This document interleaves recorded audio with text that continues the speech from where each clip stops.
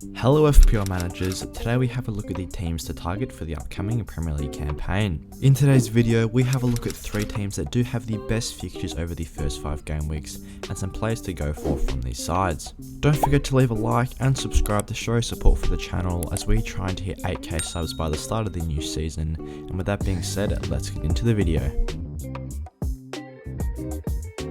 So having a look at the first team, it is Liverpool. We have sorted the fixtures by FDI rating, so the teams with the lowest FDI rating have the best fixtures. Liverpool has an excellent starting 5 game weeks of the season with a total FDI rating of just 13, as they have no matches with an FDI rating of over 3, facing Fulham, Crystal Palace, Manchester United, Bournemouth and Newcastle. Out of these first 5, Manchester United is probably the trickiest one here, but Liverpool did destroy Manchester United in their back-to-back games with them last season. So I do think since they're playing 2 out of the 3 promoted sides, plus Crystal Palace, Manchester United and Newcastle in between, their assets are going to be definitely ones to target early on. So having a look at 3 players from their side, it is impossible to go past Mohamed Salah, as the Egyptian king top scored in FPL last year with 265 total points. Prices are still yet to be released for FPL, but I would be expecting Mo Salah to come in at £13 million, which would make him the most expensive player in the game. This high price tag is probably worth it though, as he has some excellent stats with a 24.36 XG, which was higher than anyone else in the Premier League last season, which was also accompanied by a very nice 9.79 expected assists. This figure was also ranking amongst the top players in the Premier League last season, so I am hoping if he is a midfielder once again, he's going to be racking up plenty of points with his goals and assist tally. Also, with that increased depth in the Liverpool attack, you are going to want players that have good stats per 90, and Mo Salah has an excellent goals plus assists per 90, sitting at 1.17, which is also the highest in the Premier League last season.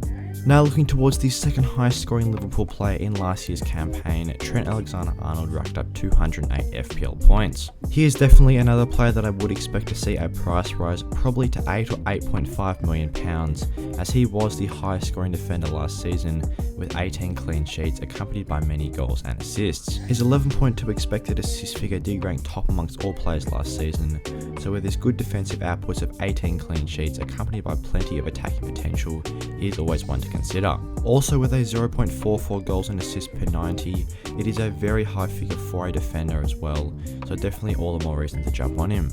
And the third player to look at from Liverpool is their new signing in Darwin Núñez. He had an excellent season last year in the Portuguese league, racking up a very impressive 26 goals. This was accompanied by 4 assists as well, providing a total of 30 score involvements in just 28 matches. So with him most likely spearheading that Liverpool attack, he is always going to be one to consider, as I'm sure you could get him for a decent price as well.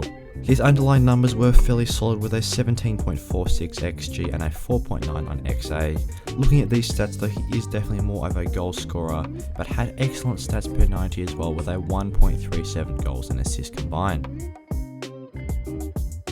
Moving on now to another team that has excellent fixtures to start this season in the first 5 weeks, it is Arsenal. Their total FDI rating is also 13, which is tied with Liverpool, as they face Crystal Palace, Leicester, Bournemouth, Fulham and Villa. They too face 2 of the 3 promoted sides in the first 5 weeks of the season, so here are 3 assets you should definitely consider.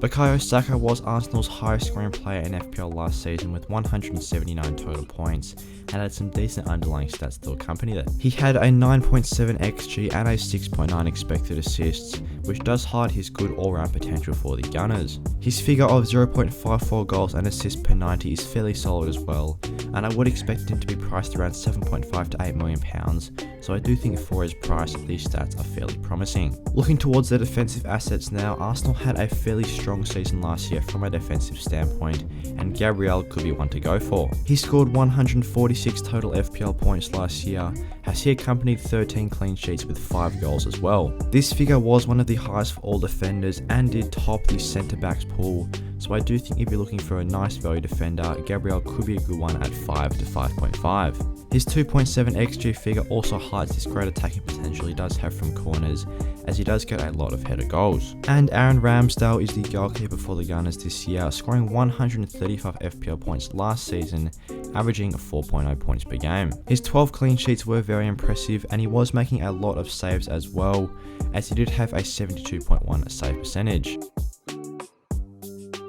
So after looking at Liverpool and Arsenal, let's have a look at the third team with excellent fixtures in Manchester City. They also do tie Liverpool and Arsenal with an FDI rating of 13 over the first 5 game weeks, but they only have one match with an FDI rating of over 3 against West Ham in Game Week 1. Otherwise though, across their next 4 matches from Game Weeks 2 through 5, they face 2 out of the 3 promoted teams, with Newcastle and Crystal Palace in between. So with these excellent fixtures, it definitely could be a good time to jump on the likes of Erling Haaland early in the season, who is obviously the big new signing to City. Based on his Bundesliga goals and assist output, we predicted him to have around 175 total points if he was to be playing in the Premier League last season, and he had some strong underlying stats as well with a 17.03 XG and a 5.89 XA. This does combine for a 1.41 goals and assists per 90 minutes, which is obviously an incredibly high tally.